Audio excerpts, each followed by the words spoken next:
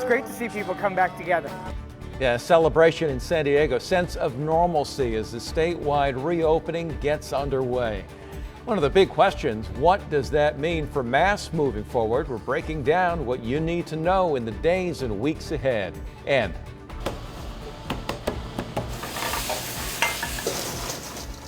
big day for businesses as capacity limits get lifted. The local mom and pop shops welcoming people back and hoping to kickstart their rebound. ABC 10 News at 11 starts now. ABC 10 News at 11 starts now.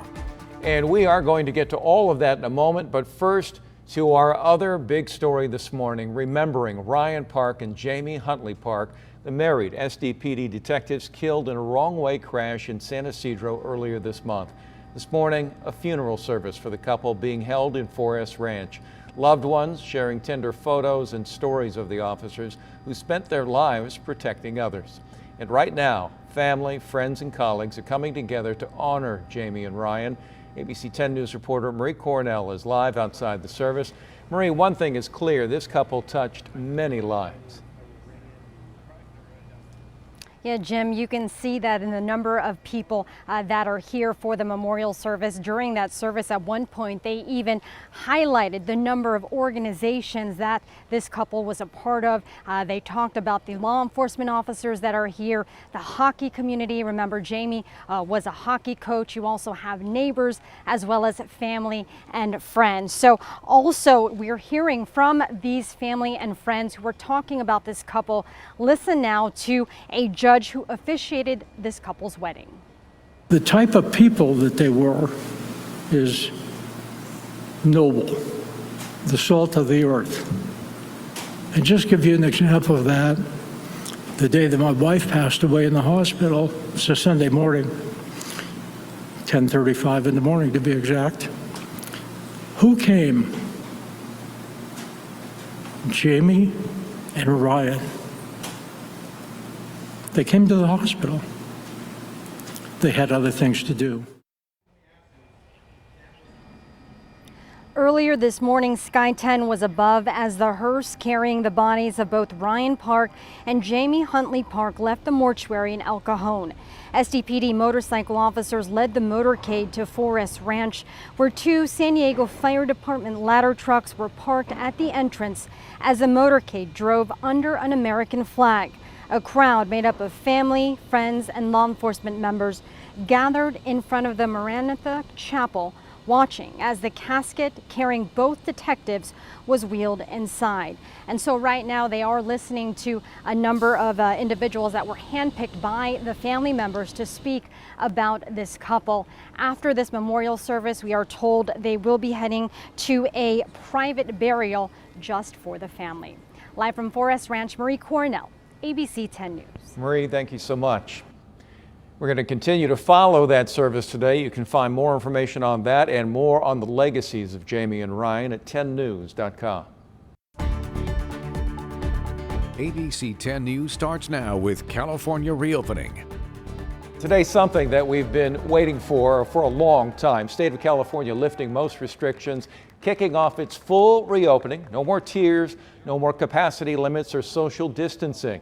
Mask requirements dropped in most instances. More on that in a moment. First, we want to get outside where the crowds are gradually returning and there is a sense of life getting back to normal. One place that is happening is at a family-owned bakery in Scripps Ranch. That's where we find my co-anchor, Virginia Chaw. And Virginia, lots of smiles today, including yours. I see it's been a day that has been a long time in coming.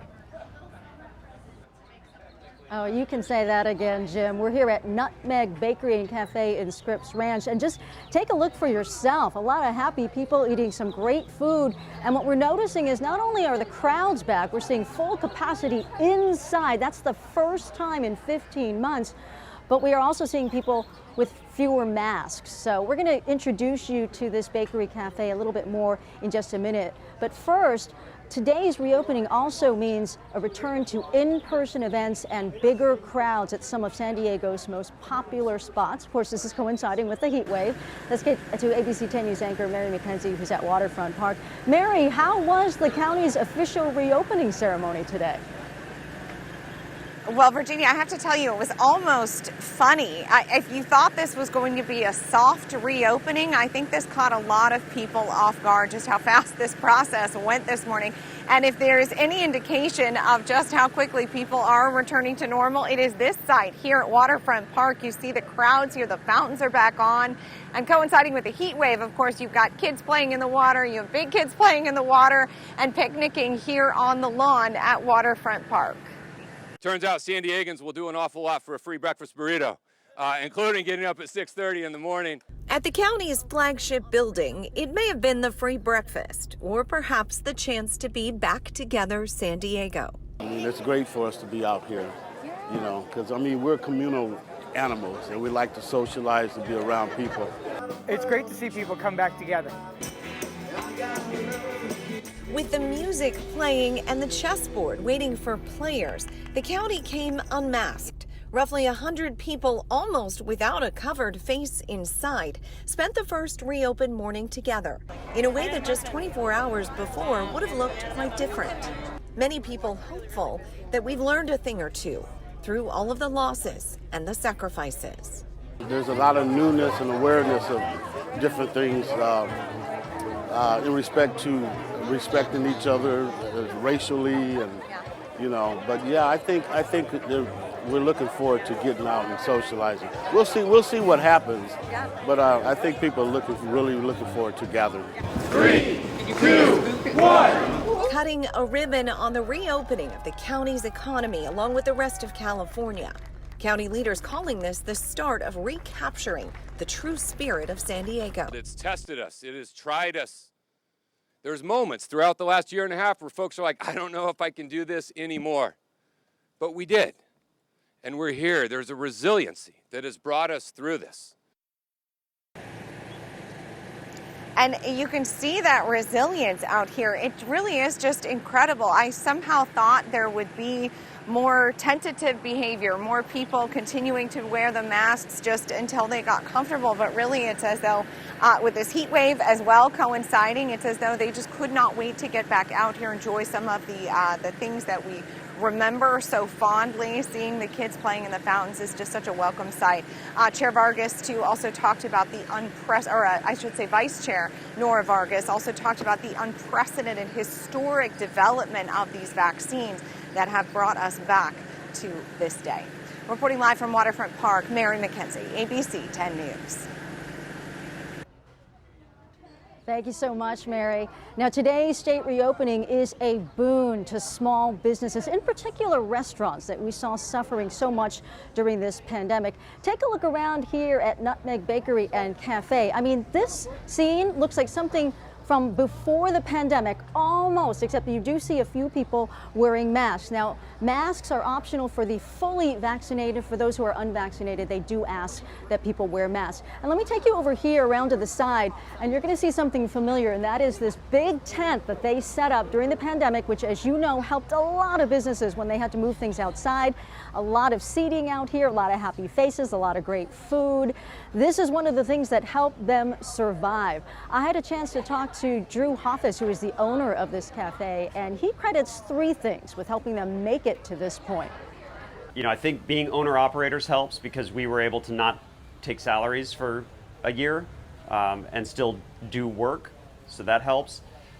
And then I think the community really rallied behind us. We had people coming in and buying gift cards, people coming in and making the choice to buy their flour and their eggs and their butter from us instead of from the grocery store. Now, Drew is saying that what they did early on is they pivoted. They went from being an indoor sit-down cafe to basically a grocery store selling their supplies to make ends meet. He says what he missed the most was the energy and the noise of having a full house inside, which we are seeing an example of today. Now, the staff will continue to wear masks just as a precaution. Also, they're hoping to keep that tent up as long as possible, as long as the landlord will allow it, because that, of course, not only increases seating capacity, but it also makes customers who may be uncomfortable going inside at this point more comfortable sitting outside. Now, today's state reopening also means San Diego's iconic theme parks are welcoming back guests at full capacity. That means SeaWorld is welcoming back guests, and that includes out-of-state guests too. the joy that we see on people's faces being able to come back and visit one of their favorite places in the state and on the West Coast is really what gives us energy, and it gives us hope that we're leaving this time in our lives, which is really great. They will continue with enhanced cleaning and sanitation. They'll follow state health department guidelines. For example, if people are not fully vaccinated or don't have a negative COVID test to show, they will need to continue to wear masks. SeaWorld, Aquatica, and the zoo say they are staffing at levels that can handle this increased capacity. Definitely a new day dawning out here, Jim. No doubt about it. And what you said about the masks, you know, we will see them around for a while. I think culturally they've become accepted. And if you feel more comfortable that you're more protected by wearing the mask, you're not going to get a second look. So that going forward, people are going to be free not to wear them, those that are vaccinated. But others that decide to are not going to attract a whole lot of attention either. They can be comfortable. Yeah, so far we haven't seen any issues with that, because there are some people who are either not vaccinated or who just feel more comfortable at this stage wearing a mask, and I think most people are just fine with that. We can all get along, mask or not. Virginia, thank you very much. Happening right now, 10 vaccinated Californians are about to become millionaires. Governor Newsom announcing the Vax for the Win grand prize winners from Universal Studios in Los Angeles as he marked the state's reopening milestone. We're here because of your hard work. We're here because of your resilience. We're here because of 40 million Californians that met, dare I say, the moment. Now, the winners will be notified by the California Department of Public Health and don't get the money until they are fully vaccinated. If someone under the age of 18 wins, the cash is put into a savings account for them until they turn 18. Just yesterday, Governor Newsom announced another state lottery for vaccinated people. This time, it is 6 paid vacation packages. One is learning to surf right here in San Diego. The others include watching the Lakers play in LA, a trip to Disneyland, spa vacation in Palm Springs, and seeing the Giants play in San Francisco.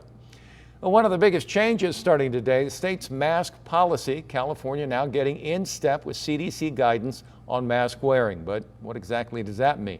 According to CDC guidelines, if you're fully vaccinated, meaning you are 2 weeks out from your last vaccine shot, you can ditch your mask outdoors unless you're at a large crowded event.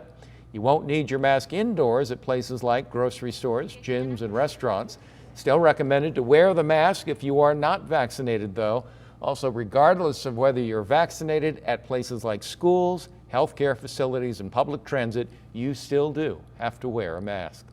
Finally, one big lingering question: what happens when you return to the workplace? Well, Cal OSHA has gone back and forth on the rules, but Thursday they're expected to vote again, this time allowing workers who are fully vaccinated to go without masks, while businesses would be required to have non-vaccinated workers wear masks indoors. The governor says he'll sign an executive order Thursday to make those rules go into effect immediately. And as we enter this new stage of the pandemic, we want to know how you feel about it. Specifically, how will these changes in restrictions affect where and when you keep wearing a mask? Will you ditch your mask altogether, or are you going to keep on wearing it from now? Just launched a poll. We'd like to hear what your opinions are. You can find that at 10news.com/myvote or through a notification that we sent out through our app just now. Let us know what you think, and we will show the results later this hour. Well, meanwhile, sobering reminder outside City Hall this morning about the more than year-long struggle to get to this point.